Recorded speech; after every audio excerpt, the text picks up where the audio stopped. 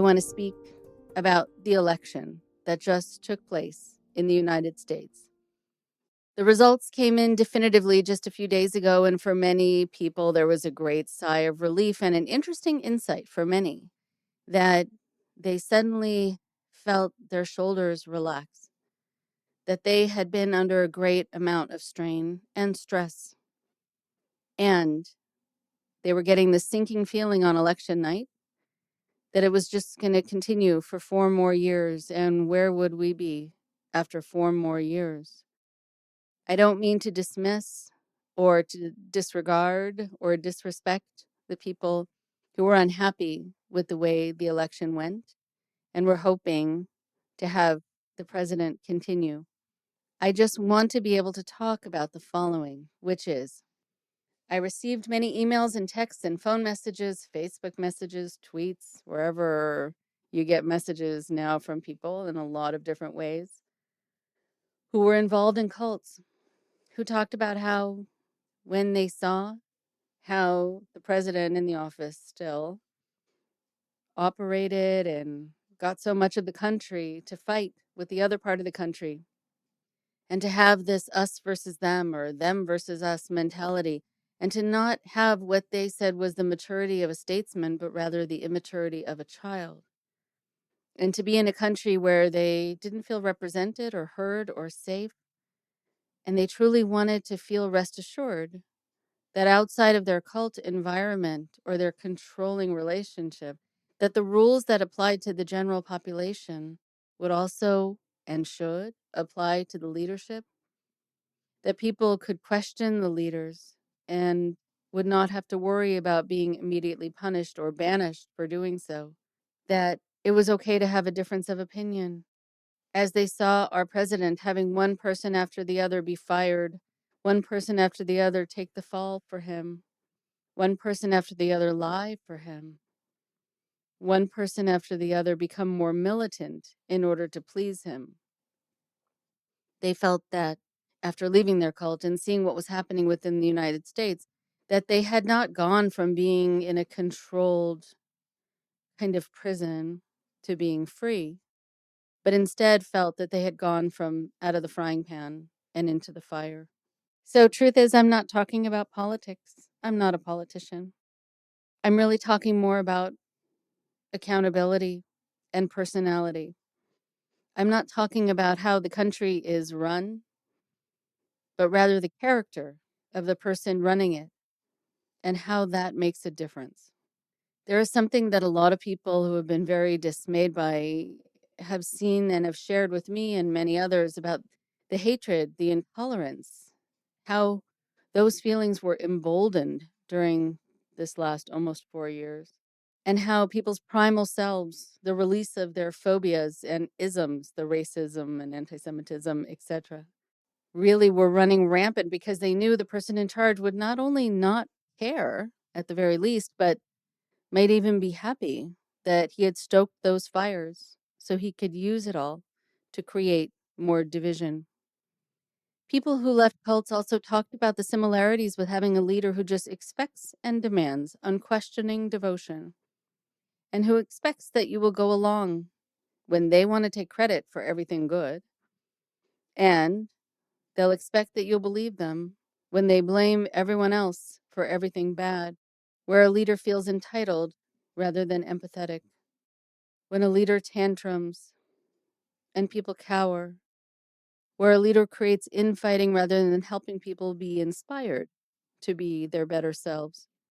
During Biden's acceptance speech, he quoted the words, "Lead not by the example of our power, but by the power of our example." Well, that takes humility. And cult leaders do not have an overabundance of that. There was also a worry for people who had come from other countries where there had been fascism and totalitarianism. Everyone needed to be singularly minded. They felt so proud and happy to be in the United States, relieved to go from despotism to democracy, but had seen that wearing away and were so afraid that the floor would fall out from underneath them as it had before, and they would no longer have any safeguards. There are also other similarities with the openness of information. When you have a leader who has so many secrets and who attacks the truth tellers and the newscasters and will say, I never said it, even though there could be a split screen with a video of them saying it, who will try then to gaslight others, in fact, try to gaslight a whole nation. Then you can imagine how relieving it is finally to feel that things will now once again, hopefully, and we think so, that they'll make sense, that there will be a leaning on science and truth. There will be a goal of decency and a value placed on being human. Kamala Harris quoted John Lewis, who said, "Democracy is not a state, it is an act." Very true. Whenever people are to walk the walk rather than just talk the talk, it's a collection of actions that matter. It does not mean that someone just gets to sit back and take credit for things that they didn't do or have other people do the work for them.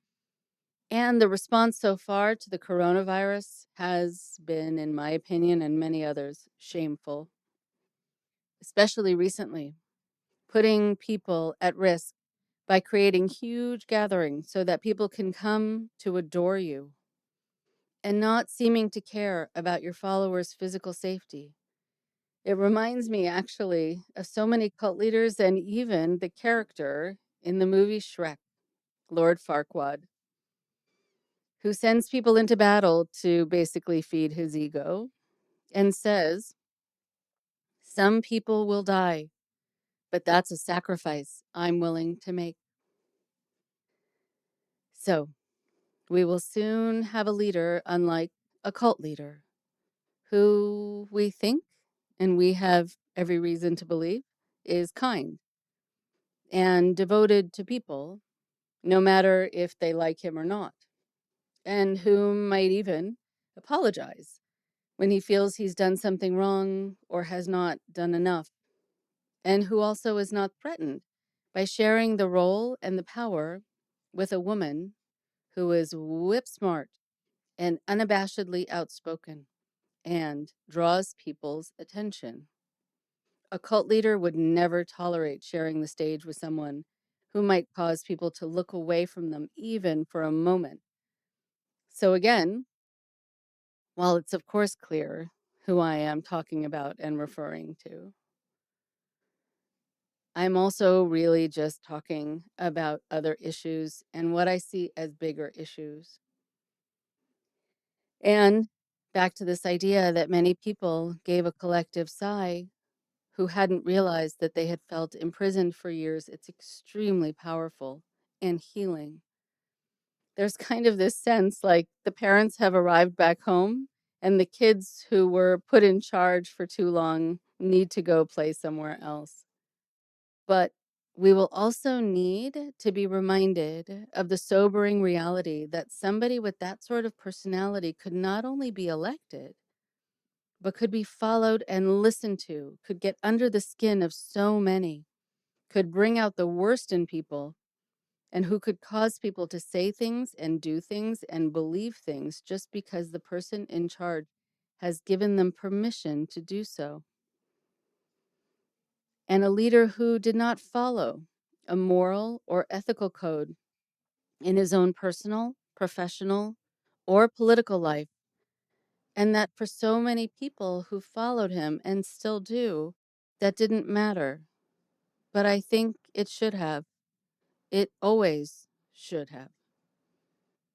So, for those of you who realize about yourselves, actually, to be very honest and reflective, that you are actually able to get swept up in a movement, that you listen to the loudest, most persuasive voice in the room, and that there's something about you that wants to please the most mercurial person in the room.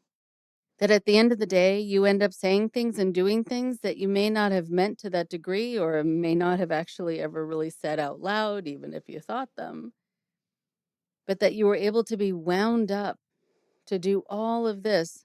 It's a time, actually, for you and maybe all of us to look back not in shame, but rather to see that you and so many other people, and myself as well at certain times, can be prone to being persuaded. And I urge you to look inward, to develop your core, to really find out what you believe in, who you are, how you really feel, and develop a strong definition of how you want to live your life and what you stand for. Again, so you can't get pushed and pulled as easily. Because actually, as my father used to say, if you don't know who you are, there are people in the world who will benefit far too much from defining you, and they will usually define you in a way that only works for them.